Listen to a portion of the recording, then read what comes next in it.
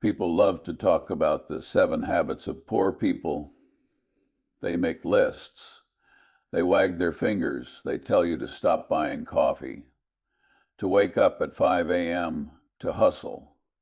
They are all wrong. They are looking at the symptoms, not the disease. The disease is not a lack of money. A lack of money is just the final, boring, predictable outcome. The disease is a poverty of the mind. It is a set of corrupted mental models, a broken operating system. The premise that billionaires avoid these habits is true, but not for the reason you think. It is not because they are better people. It's because the mental framework that allows one to build and maintain extreme wealth is, by definition, an operating system that rejects these habits. You cannot build a skyscraper on a foundation of mud. You cannot build a fortune on a foundation of mental rot. What we are talking about is not finance. It is human stupidity. It is the set of default settings that the human animal is born with. And the poor person in this context is simply the person who has refused to do the hard, painful work of rewriting that default code. The billionaire is just a metaphor for the rational operator, the mind that sees the world as it is, not as it wishes it were. The difference between the two is not a bank account. It is the firewall they have built against their own worst instincts. The first and most pervasive habit of the mentally poor is that they actively seek comfort. This sounds like a virtue. Who does he want to be comfortable? The human animal is a heat, seeking missile for comfort. We crave it. We crave the absence of stress, the absence of friction, the absence of pain. This instinct is what keeps the species alive. It is also what keeps individuals poor. The rational mind, the billionaire mind, understands a brutal truth.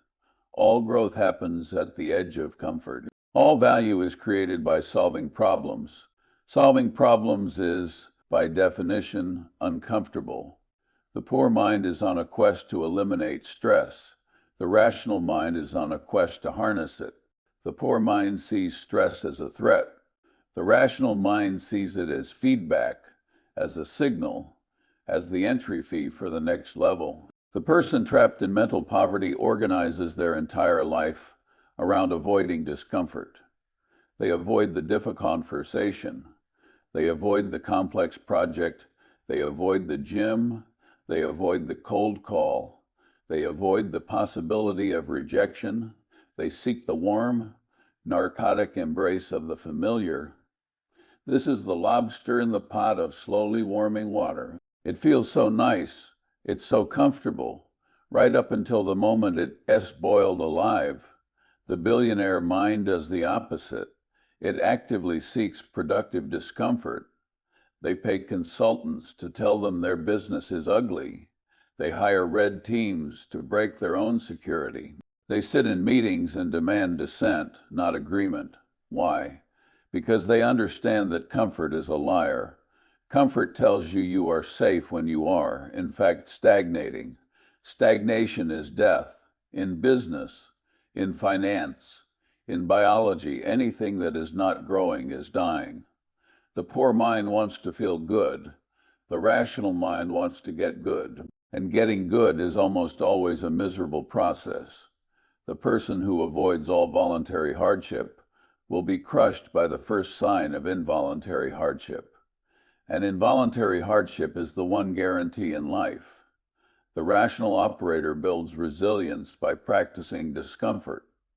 They lift the heavy weight. They read the difficult book. They make the phone call they are terrified to make.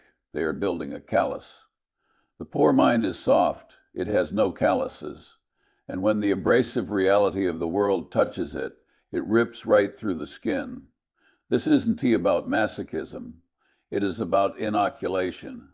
It is about taking your poison in small, controlled doses, so that when the real venom comes, you are immune. The poor mind buys a lottery ticket and dreams of a life with no problems. The rational mind understands that a life with no problems is a fantasy, and that the only true wealth is the ability to solve harder and harder problems. The quest for comfort is the quest for a slow, gentle, predictable death. The rational mind refuses to die that way. It seeks the storm not because it loves the rain, but because it wants to test the integrity of its ship. The second habit of the mentally poor is the chronic reflexive need to assign blame. The poor mind is the mind of the perpetual victim. Nothing is ever its fault. The game is rigged. The system is broken. The boss is unfair. The government is corrupt. The 1% is greedy. The most fascinating part of this habit is that all of those things might be true. The game is rigged. The system is broken. The boss is unfair. So what? The rational operator looks at this landscape of facts and asks a simple question. Given these rules, what is my most effective move? The poor mind looks at the same landscape and screams, "This isn't fair." You are correct. It is not fair. Now what? The billionaire mind is not a billionaire. Mind because the game was fair. It is a billionaire mind because it stopped complaining about the rules and started learning them better than anyone else. Blame is a tool of the poor mind to discharge responsibility. It is a psychological pressure, release valve. By blaming an external force, you give yourself permission to fail. You protect your ego. It wasn't my fault. I am still smart. I am still good. The world is what's wrong. This feels good for a moment, but you have just traded all your power for a brief hit of self-righteousness. The moment you assign blame, you assign power.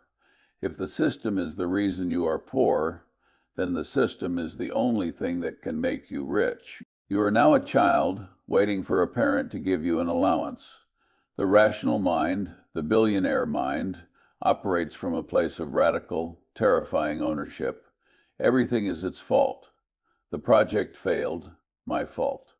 I hired the wrong person, or I didn't manage them correctly, or I picked the wrong project. The market crashed, my fault. I didn't hedge my bets, or I was over leveraged, or I failed to see the warning signs.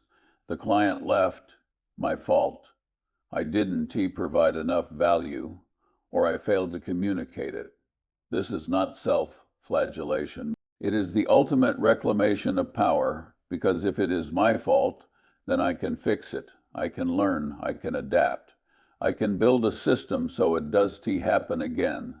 The victim has no power. The owner has all the power. The poor mind is an external locus of control machine. It believes its destiny is written by forces outside itself. The rational mind is an internal locus of control fortress. It believes it is the author of its own destiny. This is the fundamental divide. You will never, ever meet a billionaire operator who, at their core, believes they are a victim. They may use that language publicly for strategic advantage, but in their private moments, in their own operating system, they know the truth. The buck stops with them. The poor mind wastes its most precious resource, energy, on the thermodynamically useless act of complaining. Complaining is an expenditure of calories that produces no forward momentum. It is, in essence, a mental stupidity. The rational operator conserves that energy.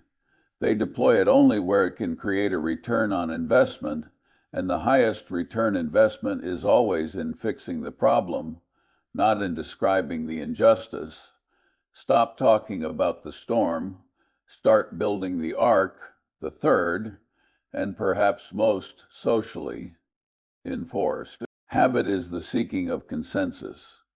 The poor mind is terrified of being alone, not just physically alone, but intellectually alone. It needs validation. It outsources its decision-making process to the crowd.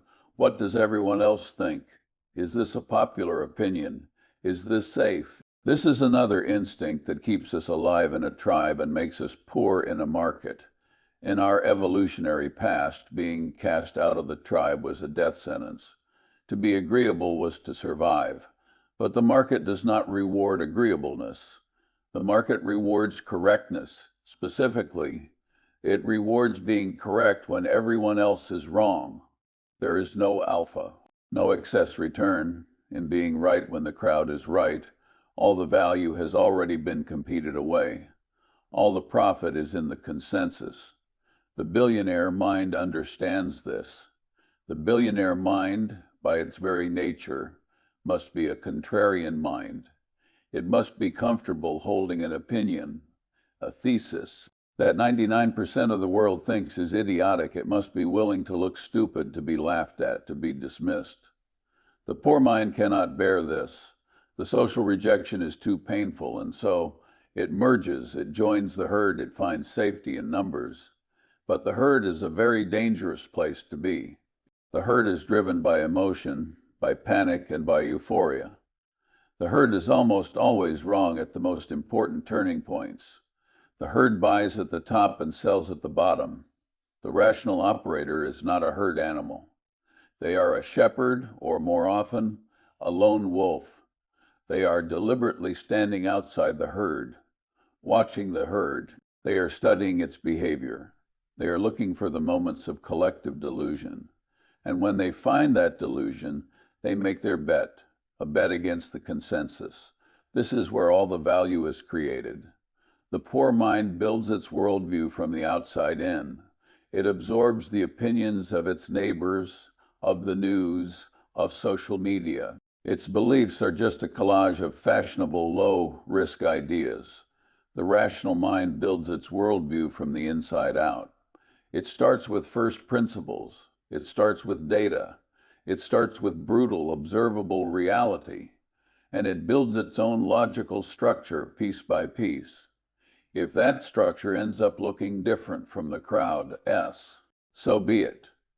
The poor mind uses an external scoreboard. Its self-worth is determined by likes, by applause, by the approval of its peers.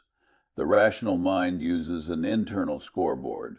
Its self-worth is determined by its own metrics, by its adherence to its own process, by the results. You cannot win a game if you are letting the audience keep score for you. This is why billionaires are so often described as weird or odd or out of touch. They are out of touch.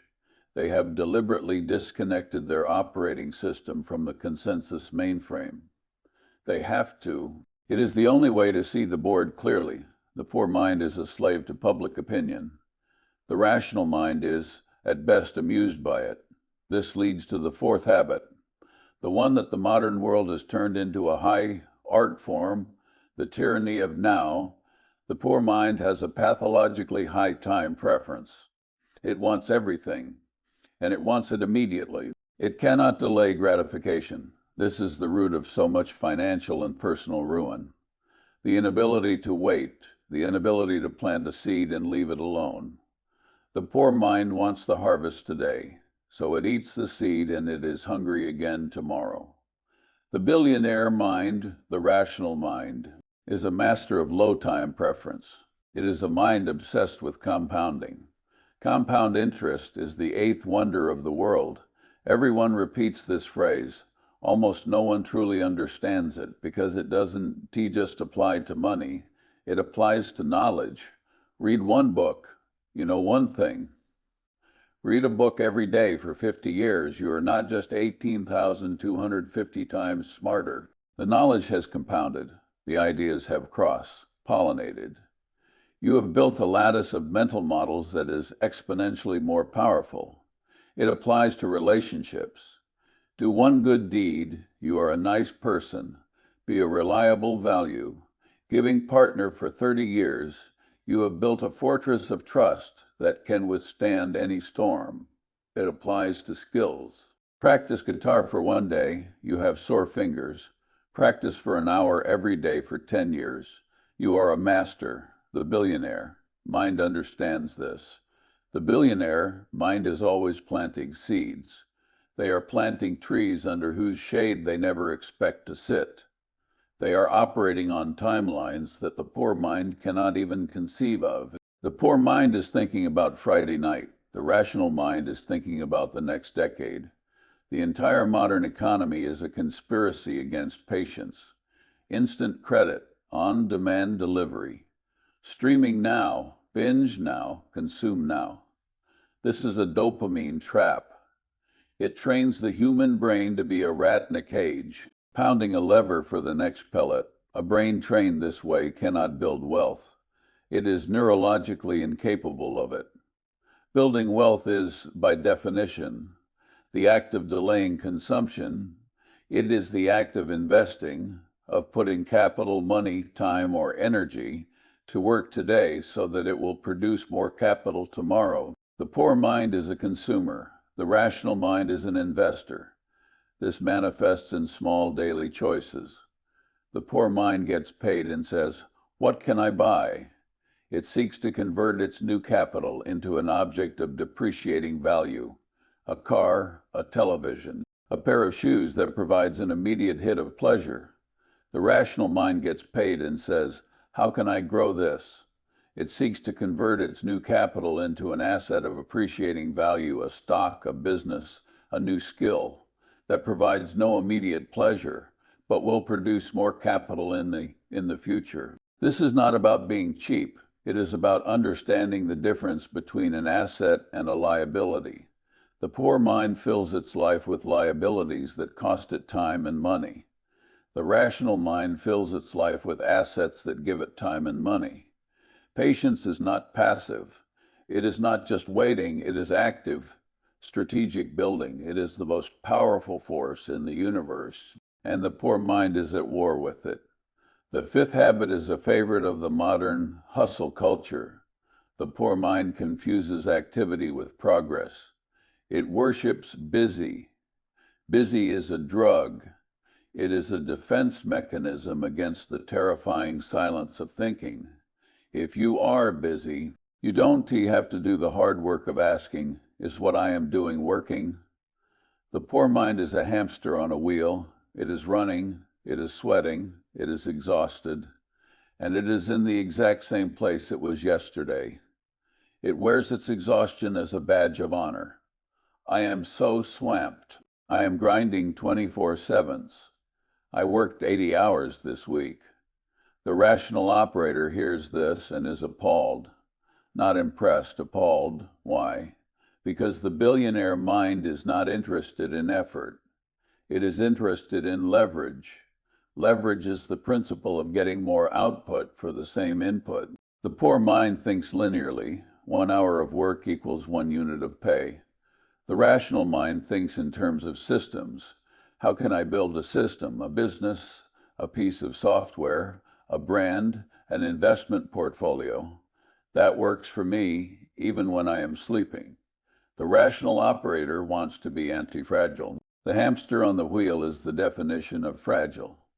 If the hamster gets sick, if it slows down, the entire system, which is just him running, collapses.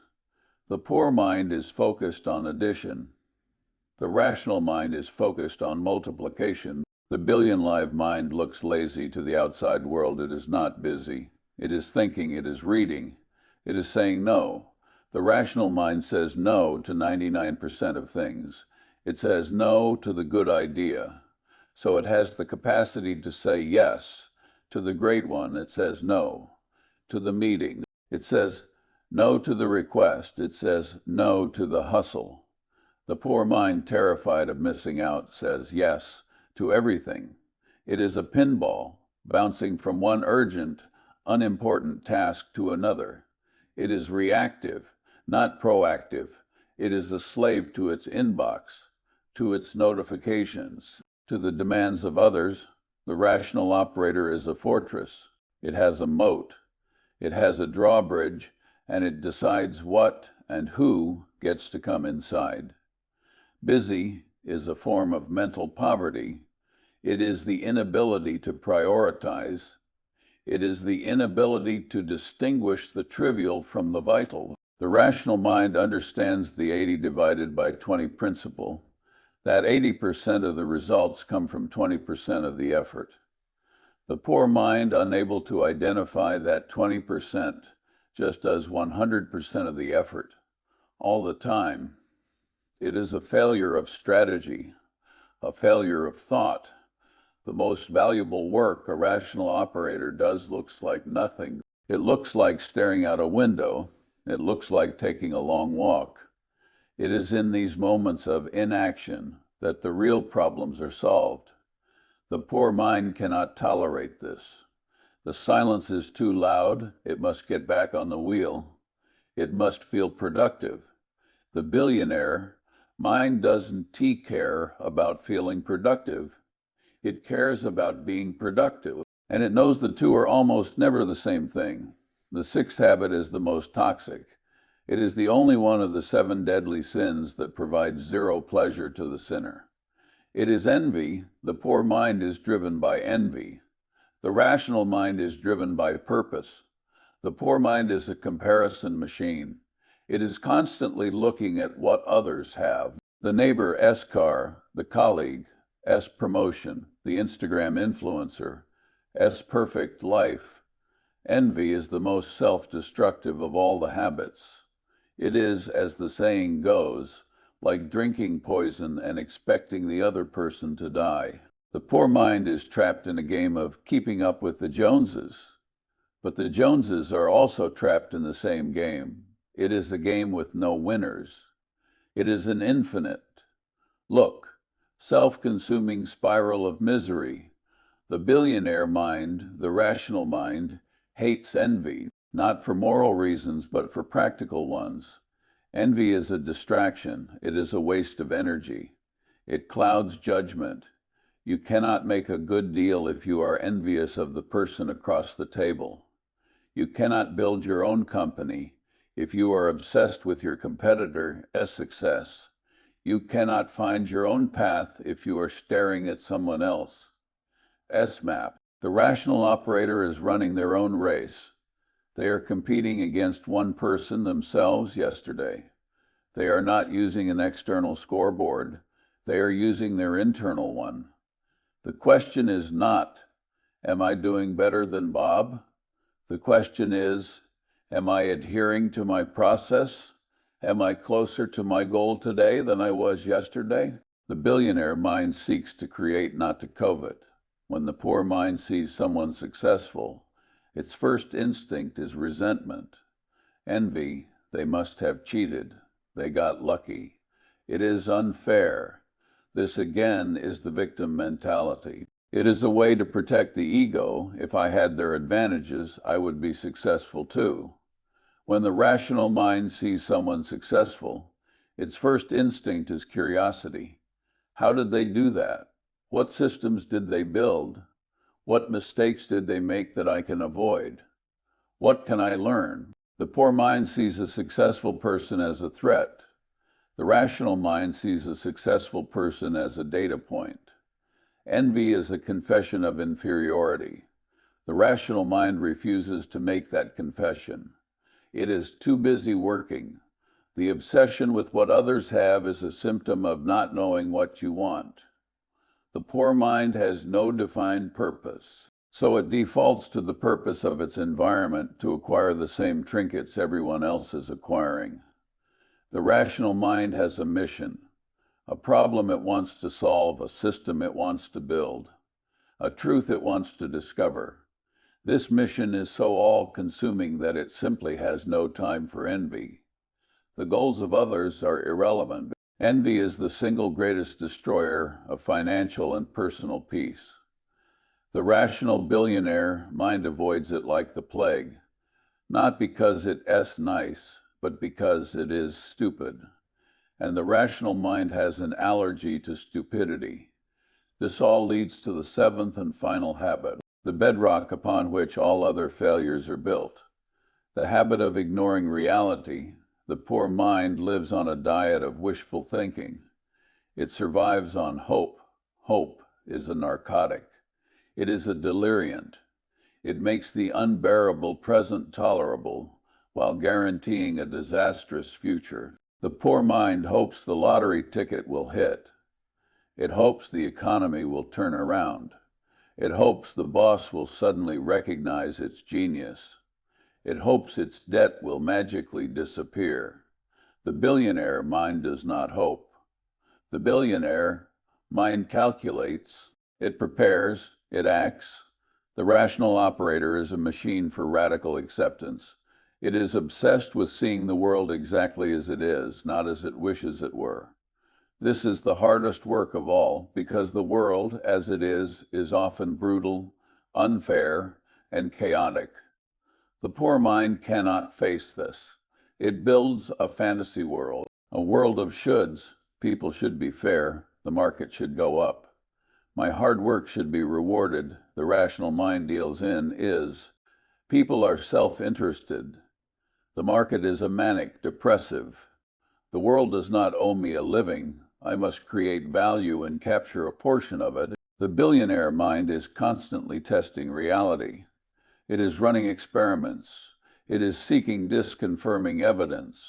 It is trying to find out where its own model of the world is wrong. The poor mind is constantly seeking confirming evidence. It lives in an echo chamber. It looks for facts that fit its feelings. This is the ultimate path to ruin. When your feelings write your checks, you will always be bankrupt. The rational mind builds on the bedrock of what is. The poor mind builds on the quicksand of what it wants. The poor mind avoids brutal facts. The rational mind hunts them, because it knows that all good decisions are born from a clear-eyed view of the truth. The billionaire mind is not optimistic. It is not pessimistic. It is an opportunist who has a realistic grasp of the facts. The poor mind, high on the drug of hope, is a blissful idiot. It is the person walking off a cliff because they are visualizing success instead of looking where they are going. You must destroy your hope. You must replace it with action. You must replace it with systems. You must replace it with our rational acceptance of the facts on the ground, these 7 habits.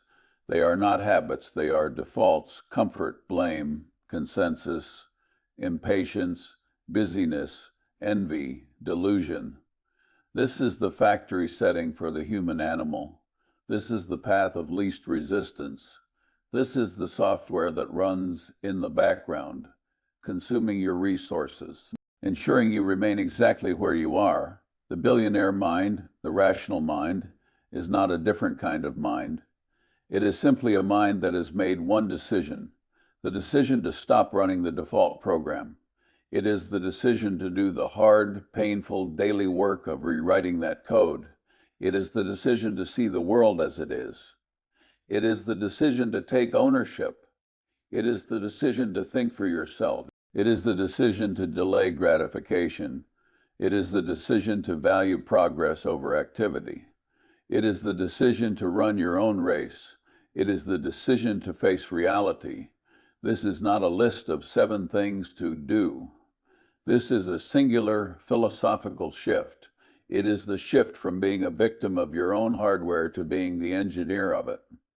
Most people will not make this shift. They will hear this and they will feel attacked. They will feel accused. They will retreat to the comfort of their default settings.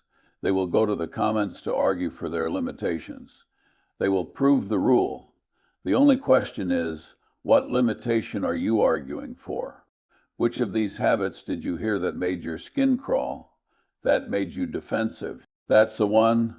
That's the enemy at the gate. Write it down. Put it in the comments, not for me, for you, so you can see it in writing, so you can name it. You cannot fight what you cannot name. This is the work. It is the only work that matters. If this framework, this transmission of ideas, forced even one uncomfortable thought, share it. That is how we build a firewall against stupidity. That is how we find the others who are willing to do the work. The work does not end here. The journey of rationality is continuous. It is a daily practice. Continue your journey. Continue the work by watching the video that appears on your screen now.